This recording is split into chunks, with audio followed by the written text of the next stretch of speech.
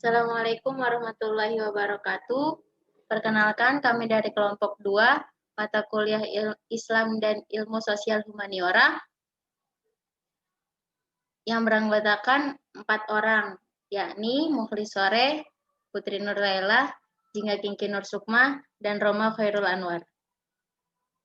Dan pada kesempatan kali ini, kami akan menjelaskan sebuah materi yang berjudul Perspektif Ilmu Sosial Humaniora. Dan materi pertama akan dibacakan oleh Saudari Putri Nur Laila. Humaniora dan ilmu agama.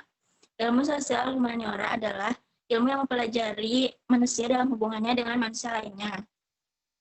Ilmu sosial humaniora juga dapat diartikan sebagai ilmu yang membahas tentang keragaman budaya dan komunitas di seluruh dunia. Ilmu secara umum adalah pelajari tentang yang cara penghambaan ilmu dan agama. Ini merupakan suatu cara memahami sebuah agama dengan suatu ilmu yang merupakan landasan rasional. Lalu bagaimana jika ilmu sosial humaniora dengan ilmu agama dipadukan? Ilmu sosial humaniora dengan ilmu agama memiliki keterkaitan dalam segi pengalamannya. Karena manusia sebagai makhluk sosial yang memiliki fitrah untuk berinteraksi dan menjalankan perintah agama. Oleh karena itu, manusia harus menyeimbangkan keduanya terlebih pada agama. Terdapat norma-norma untuk bersosial humaniora. Pendekatan ilmu sosial dengan studi agama. Terdapat 3 pendekatan ilmu sosial humaniora dengan ilmu agama. 1.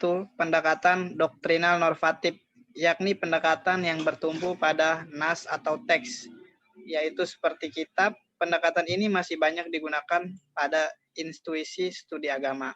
Yang kedua, pendekatan kultural historis, yakni pendekatan dengan cara mempelajari agama dari segi sejarah, budaya, dan sebab terjadinya suatu peristiwa atau suatu hukum yang berlaku. Ketiga, pendekatan kritis filosofis, yakni pendekatan dengan cara berpikir logis, rasional, dan sistematis untuk menjadi penengah di antara normatif dan historis. Pendekatan ini bertumbuh pada pemikiran modern.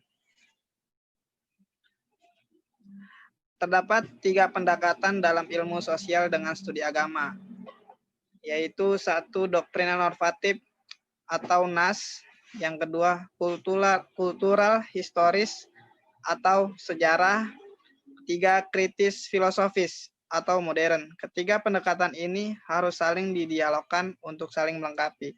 Satu sama lain tidak bisa kita mengaplikasikan hanya salah satu di antaranya ketiganya.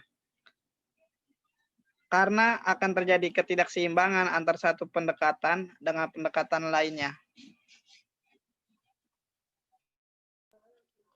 Contoh-contoh pendekatan ilmu sosial dengan studi agama. Contoh pendekatan doktrinal normatif, kebenaran yang diwahyukan langsung oleh Allah Subhanahu wa taala yang terdapat pada kitab suci dan harus diyakini oleh seluruh umat yang menganut agama itu sendiri. Contoh pendekatan kultural atau historis ialah mempelajari sejarah turunnya Al-Quran atau kejadian-kejadian yang mengiringi turunnya Al-Quran. Contoh pendekatan kritis atau filosofis adalah ayat Al-Quran yang menjelaskan tentang terjadinya pergantian siang dan malam, yaitu melibatkan cara pendekatan normatif dan historis. Seperti pada Quran Surat Al-Qasas ayat 73 yang berbunyi, "Min rahmatihi ja'ala lakumul laila wan nahar litaskunu fihi wa litabtaghu min fadlihi la'allakum tashkurun." Dan adalah karena rahmatnya Dia jadikan untukmu malam dan siang agar kamu beristirahat pada malam dan siang, dan agar kamu mencari sebagian karunia-Nya pada siang hari, dan agar kamu bersyukur kepadanya. Tujuan pendekatan ilmu sosial dan studi Islam. Dengan studi Islam, pentingnya pendekatan sosial dalam memahami agama dapat dipahami karena banyak sekali ajaran agama yang berkaitan dengan masalah sosial. selain disebabkan oleh Islam. Sebagai agama yang lebih mengutamakan hal-hal yang berbau sosial daripada individual, yang terbukti dengan banyaknya ayat Al-Quran dan hadis yang berkenaan dengan urusan muamalah sosial.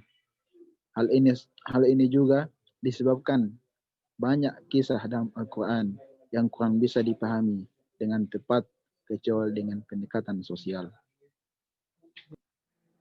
Adapun kesimpulan dari materi ini adalah ilmu sosial humaniora dengan ilmu agama memiliki ketertarikan satu sama lainnya. Alangkah baiknya kita mengimplementasikan keduanya dengan pengamalan yang seimbang. Karena pada agama terdapat norma-norma yang menjunjung tinggi nilai sosialisasi antar manusia. Terdapat dua pembagian studi Islam, yakni normativitas dan historisitas. Dan dari dua pembagian ini terdapat tiga pendekatan, yakni doktrinal normatif yang mempelajari tentang teks dan tradisi kitab suci. Yang kedua ada kultural historis yang mempelajari sejarah dan budaya melalui agama. Dan yang ketiga ada kritis filosofis yang memakai tradisi filosofis untuk menjadi penengah di antara normativitas dan historisitas. Ketiganya harus dijalankan bersamaan agar dapat melengkapi satu sama lainnya. Ilmu sosial dan studi agama memiliki keterikatan yang kuat satu sama lainnya. Kedua ilmu ini saling memberi peran penting satu sama lain dikarenakan dalam ilmu agama lebih menjunjung hal-hal yang berbau sosial dibandingkan dengan hal-hal mengenai individual. Maka, tujuan pendekatan ilmu sosial dengan studi agama yaitu untuk menyeimbangkan pengamalan ilmu sosial dan ilmu agama terhadap lingkungan, karena keduanya saling berkesinambungan atau memiliki keterkaitan satu sama lain. Kurang lebih, mohon maaf jika banyak kekurangan karena kami masih dalam tahap pembelajaran. Terima kasih. Wassalamualaikum warahmatullahi wabarakatuh.